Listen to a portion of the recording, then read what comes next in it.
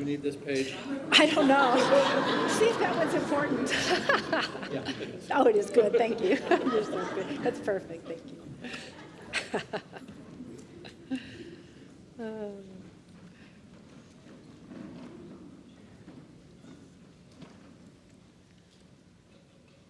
So repeat after me. I say yes to life. I say yes to life. I say yes to God. I say yes to God. Good. All right. So who knows what today is? Yes. Wait. Nobody knows? It's July 8th. 3,325 years ago, according to the Jewish calendar, on July 8th is when Moses burned the golden calf. Jeez, this is a tough crowd. Yes, according to the Jewish calendar, you see, Moses had been up on Mount Sinai talking to God for a very long time. He was up there talking to God, and God was giving him the 10 Commandments and a bunch of other laws as well. Moses had taken up 2 tablets. Maybe you remember hearing about 2 tablets, maybe, yeah? And so God, we're told, wrote all the laws with his very own hand on those tablets. So it took a while. You can imagine. Now, we're told in the book of Exodus, the 32nd chapter, that it took 40 days and 40 nights. But we know that 40 days and 40 nights is just a round number. That means it took as long as it took. So Moses was up there praying with God for a long time. Now, meanwhile, back at the ranch being down at the base of the mountain where all the children of Israel were, they started to get restless. Where is Moses? When's he coming back? Maybe God's abandoned us. Maybe God's quit talking to Moses. What's the deal? When's he? And so all of their restless chatter and worry took root. And when Moses is up praying with God, the people ask Aaron, Moses' brother, if he will make them a god. They're afraid. They're afraid that they've lost touch with this other God.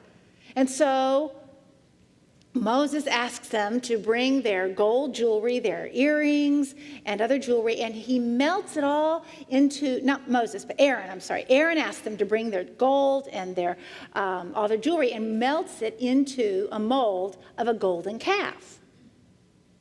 And that became their new god. They brought offerings to the altar of this calf.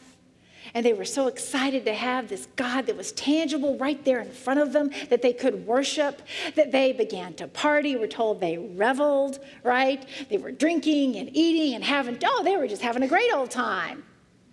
Well, now you remember that one thing that God had always told the people was to put no other God before me, right? Idolatry was the greatest sin that could be conceived of back in the Hebrew Scriptures.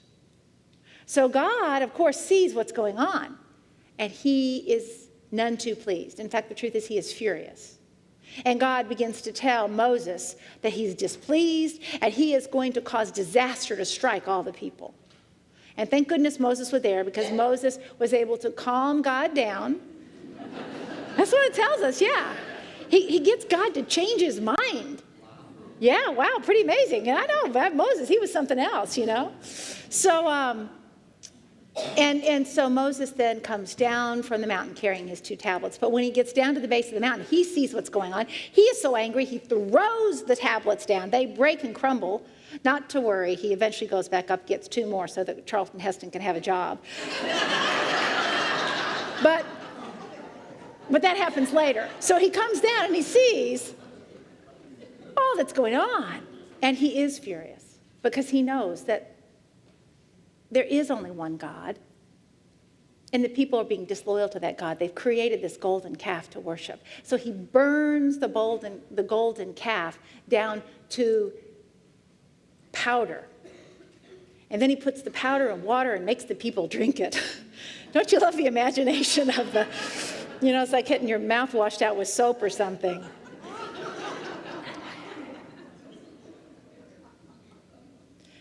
Now, you hear this story, and you think, what in the world does that have to do with us today? I mean, idolatry?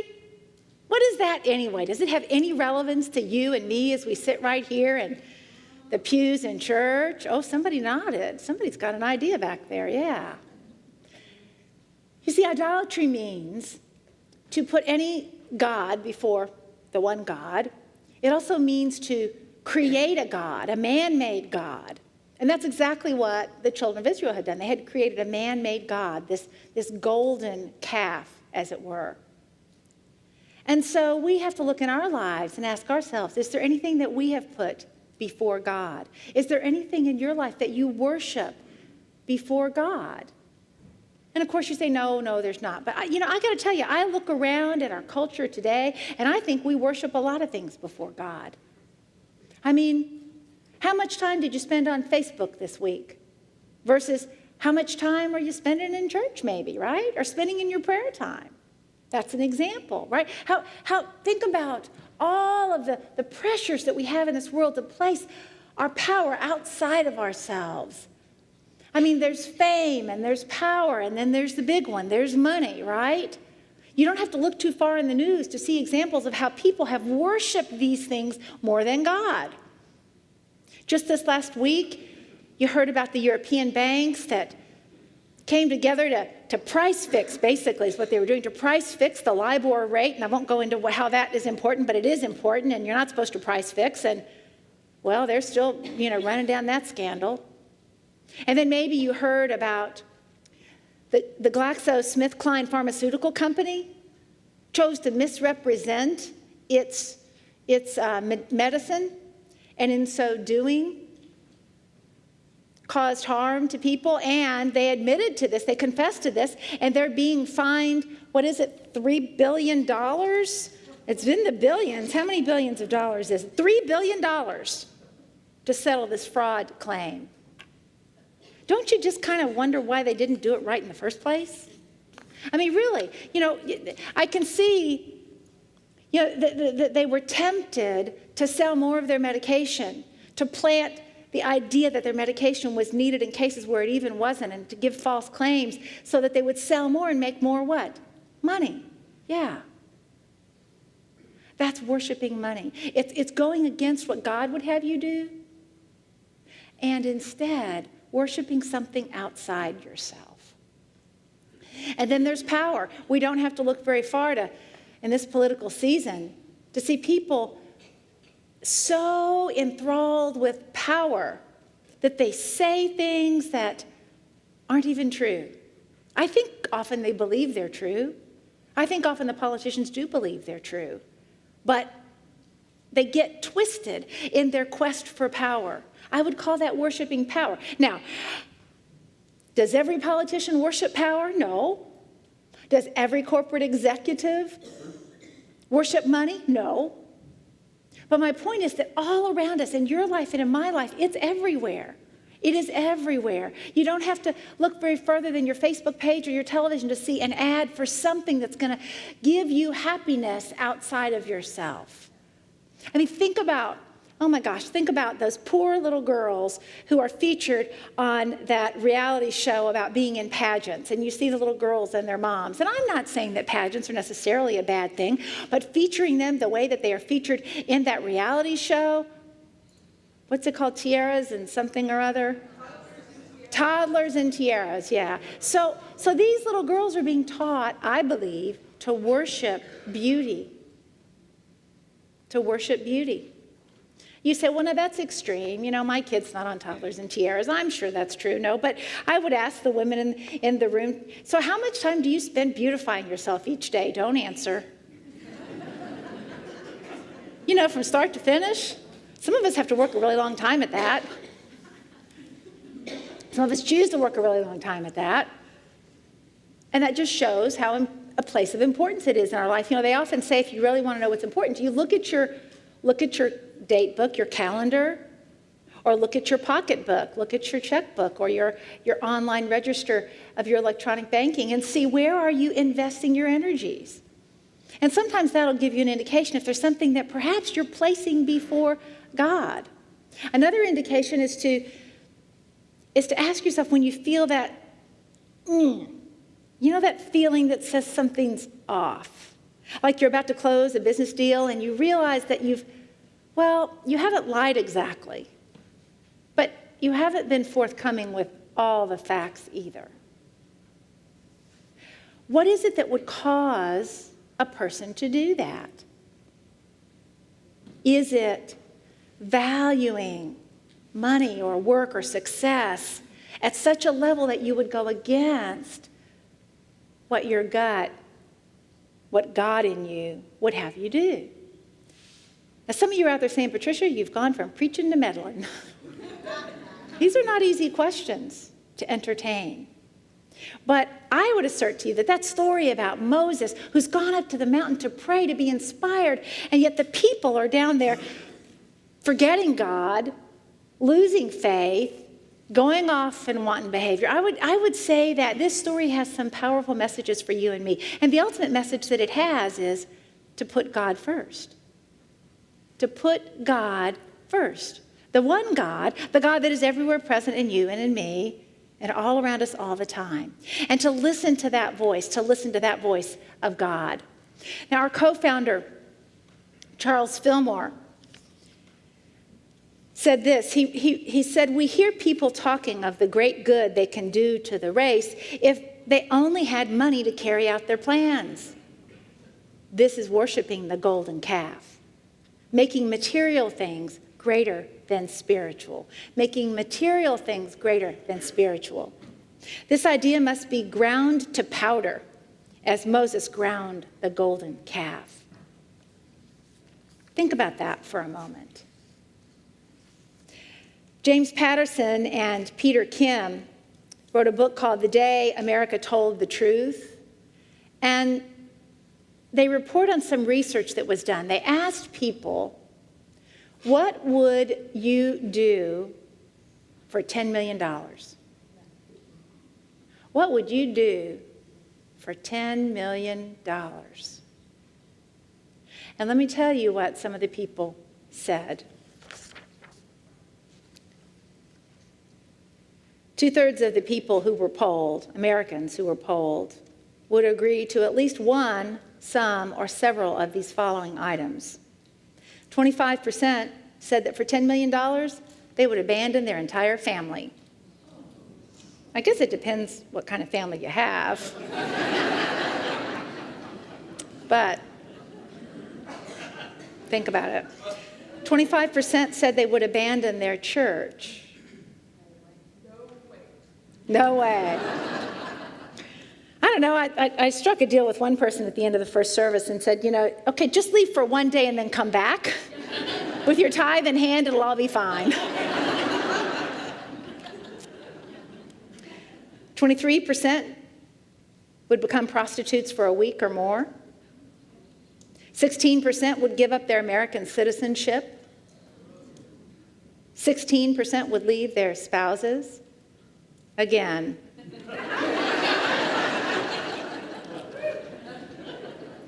I wouldn't, Brian. 10% would withhold testimony and let a murderer go free. 7% would kill a stranger. 3% would put their children up for adoption. I know, I can't believe it either. But money can make you do interesting things. Money can make people do interesting things. The worshiping of money as a god can make people do interesting things. And I'll bet that many of us in the room have done things that, well, maybe we wish we hadn't.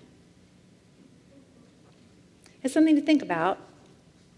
So put God first.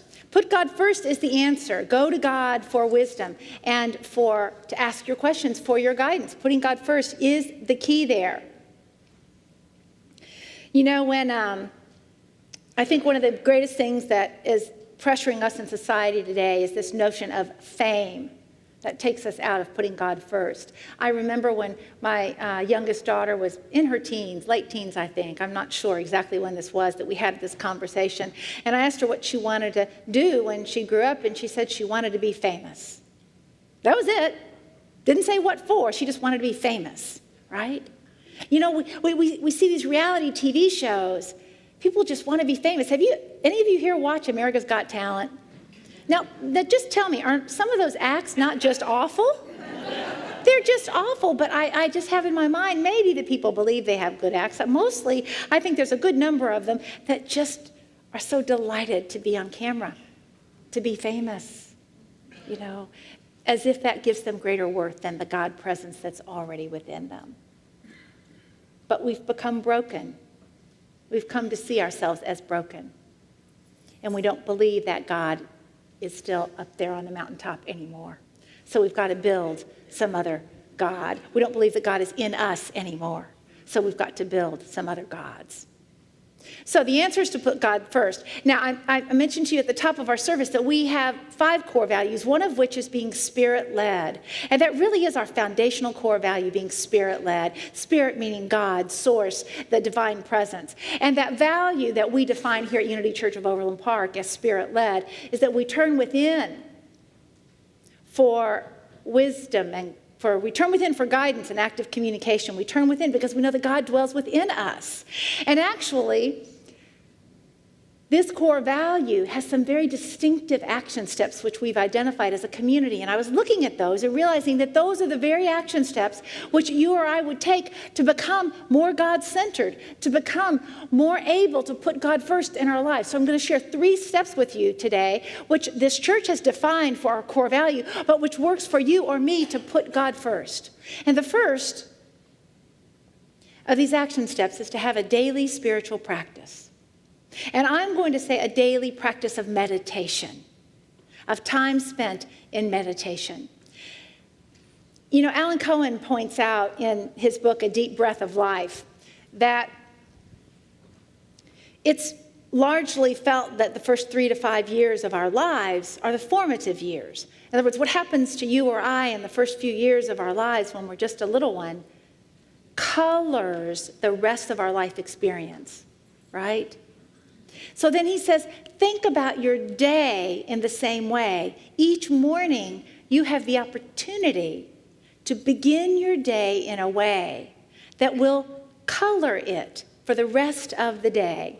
He writes, each day is like a life unto itself. And so the first minutes of each day are the formative minutes. How do you begin your day? He asks. Do you spend it with God? In peace, in attunement with yourself? Or do you pop out of bed and immediately dive into the busyness of the day, postponing your soul's needs in favor of lesser activities? Postponing your soul's needs. What could be more important than the needs of our soul? And yet, we often do. So I'm inviting you, challenging, encouraging you in this intention of putting God first, to make a commitment to those first few minutes of your day and making them count. You may already have a spiritual practice in the evening or at some other time, and I think that's great, but do what you can to start your day off right. Think of it as, I was trying to do some math this morning as I was waking up, trying to do some math in my head about 3 to 5 years and what that is a percentage of a lifetime. And, I don't know, it's probably about 3 to 4% of your life. So think about that, depending on how long you're planning to live. I'm planning to live to at least 90 or older. So think about that if you took 3 to 5% of your waking time in prayer every morning, 20 to 40 minutes. Made that commitment. That's putting God first in meditation. So that's step number 1. Action step number 2 is about prayer. And the way our core value defines it is I take life's challenges and celebrations into my prayer practice. It's an interesting thing. I spoke to somebody this last week who was having some life challenges, and I was encouraging this person to pray about them and to pray and ask God to help them. And this person said, well, I don't know if I could do that. I pray for other people, but I don't know if I could pray for myself. I encounter that expression from somebody, if not once a week, at least once every couple of weeks, somebody who doesn't feel right praying for themselves. But here's what I want you to know. You folks in this room are the hands and the feet of God. How could it ever be inappropriate for you to pray, to be the best vessel of God, the best hands and feet for God that you can be? How could that ever be inappropriate? So when you've got a challenge, pray about it. When you've got a hurt, pray for comfort. When you've got a question, a problem that you cannot solve, pray for guidance. When you've got a hurt relationship, pray for healing. When you don't know what to pray for, pray with one of our prayer chaplains who are here after every service or down the hallway or downstairs. Pray with someone. Ask someone, invite somebody else into your prayer practice. Remember, Jesus said, where 2 or 3 are gathered, there am I in the midst of them. Pray about it. And if it's a celebration, pray about that too. And things are going absolutely great, you pray about that with gratitude, with a thank you, God. All of that acknowledges that God is our source, nothing in the outer. You see, we get confused and we think that our source is the things in the outer, right? Our source is that paycheck or that other relationship, right? Ultimately, God is our source. Somebody asked me last week, they said they'd been traveling. I don't remember exactly where they said they were traveling to. I think it might have been Italy. And they said along the way, they picked up some, what they called icons. I suppose maybe figures perhaps of the Virgin Mary or of Jesus. And I want to clarify that. And they said, that's okay, isn't it? I said, oh yeah, that's absolutely fine. The challenge is when you start to worship the thing, when you start to worship the figure of Jesus, as opposed to honoring the presence of God in you. They're two very different things. Jesus spoke to the rich man who asked, how do I inherit eternal life? And Jesus said, well, give up all your possessions and then follow me. And the rich man walked away. He could not do that.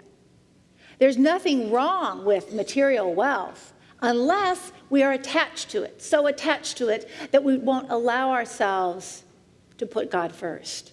The rich man was so attached to his wealth that he could not follow the Christ in him. You see? So none of these things in the outer are bad in and of themselves. It's how attached we become to them. So for example, some of us, myself included, we have certain addictions, certain things that sort of steer us away, right? And I'll tell you my latest addiction. So I've got Netflix. My daughters gave me Netflix a year ago for Christmas. And now I have a smart TV. Smart TVs are way cool because you can immediately get the Netflix right into your TV. A lot of you have had this for years. I'm new at this. And it means you can instantly download things. So my daughters, as part of the Christmas gift, manage my queue of things to watch. And one of the programs they suggested I watch is an old TV show called Felicity. It was back in the 90s. I'm glad I didn't watch it then because it's all about this young college girl who goes off to New York. And since I had a daughter who went off to New York to college, I'm really glad I didn't see it before she went to New York. But now that she's outgrown all of that, and I can only imagine what she did when she was in college, I'm watching this show, and I've gotten hooked on it. And I can just watch episode after episode after episode. There's 80 of them. I've watched 40. Look for withdrawal in a couple of weeks. So, now there's nothing really wrong with doing that unless I'm doing that at the expense of my prayer time. If I'm getting up first thing in the morning and I'm watching Netflix instead of taking my meditation time, for me, that's a problem. That's a red flag. Unless I'm putting it in front of other things. You see, so I'm inviting you to look at the things in your life and to ask yourself, to ask God actually about them. So step number 1 was a daily spiritual practice. Create one. We ministers are happy to help you create one. Step number 2 is to pray about the challenges in your life. When you're getting ready to go into an important decision, pray about it. Pause to pray about it. Ask. And the third step, which we assign to our core value of being spirit-led, and I'm saying equates to putting God first, is to attend classes and workshops that are going to enrich your spiritual life. We have classes here at the church every week. There are books that you can pick up. You can listen to today's message. You can listen to it as many times as you want to online or podcast it. Many of you tell me that you listen to our weekly message over and over again because each time you hear it, you take it more deeply into your consciousness, and it inspires different awakenings. You see, feed this relationship with God. You put God first, right? You feed it with powerful, positive messages. One of you just offered to make copies for me of CDs that I'm going to listen to, which will inspire me in a number of ways. I'm sure that's part of how it is that I feed my relationship with God and how you can as well. putting God first. That's the message for today. Jesus said, seek first the kingdom. In the book of Matthew, chapter 6, Jesus says, don't worry about all the stuff in the outer, okay? He says, therefore I tell you, do not worry about your life, what you will eat or what you will drink, or about your body, what you will wear. Really, ladies, it doesn't matter what you're going to wear, right? It really doesn't. Okay, so Jesus said, don't worry about that. He says, is not life more than food, and the body more than clothing? But strive first for the kingdom of God, and all these things will be given to you as well. Strive first for the kingdom of God, and all these things will be given to you as well.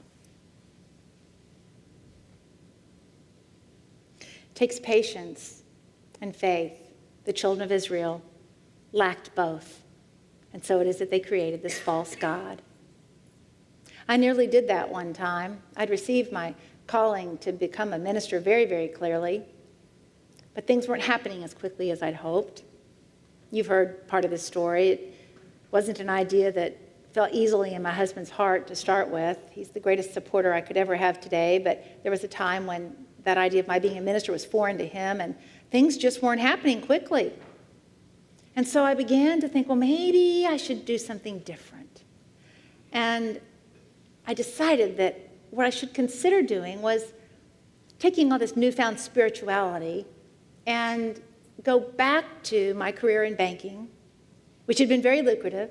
And I just knew I could take all these spiritual teachings and somehow I could teach them in the bank.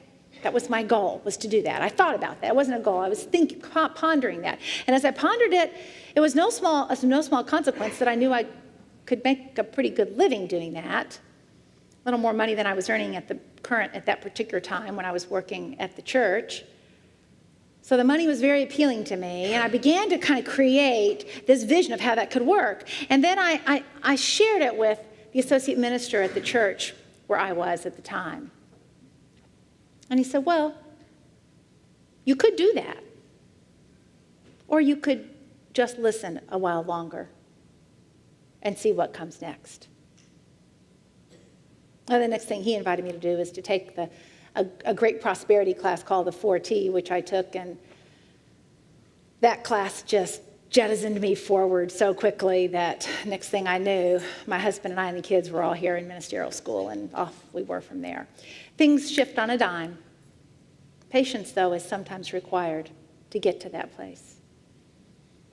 So I want to end today with a story told by Leo Tolstoy. And this story is about a peasant farmer who had a small piece of land that he farmed. And it yielded a small amount of profit on which he lived. He was not satisfied. He had not enough land, nor money, nor power.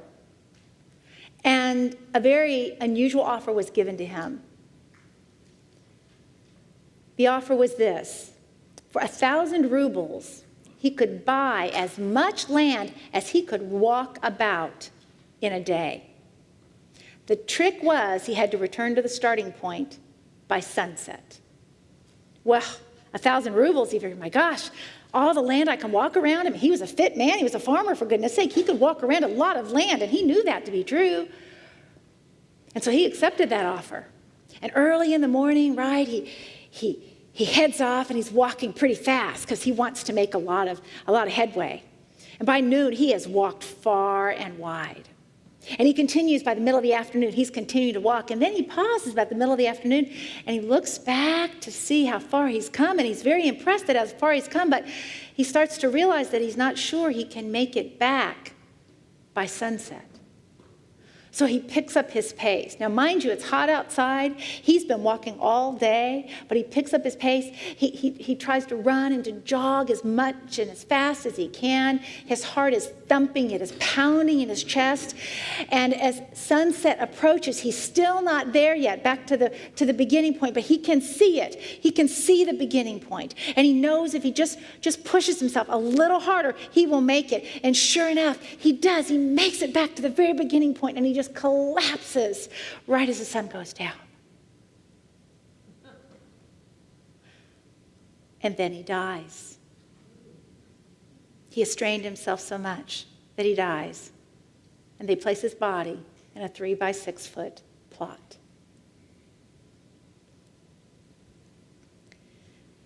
So, that's what can happen when we put wealth or fame or power before God. A piece of us dies when that happens. But when we put God first, when you put God first, everything else will follow. That's the message. Everything else will follow. And so let's end today, if you'll repeat after me. I say yes to life. I say yes to life. I say yes to God. I say yes to God. God bless you.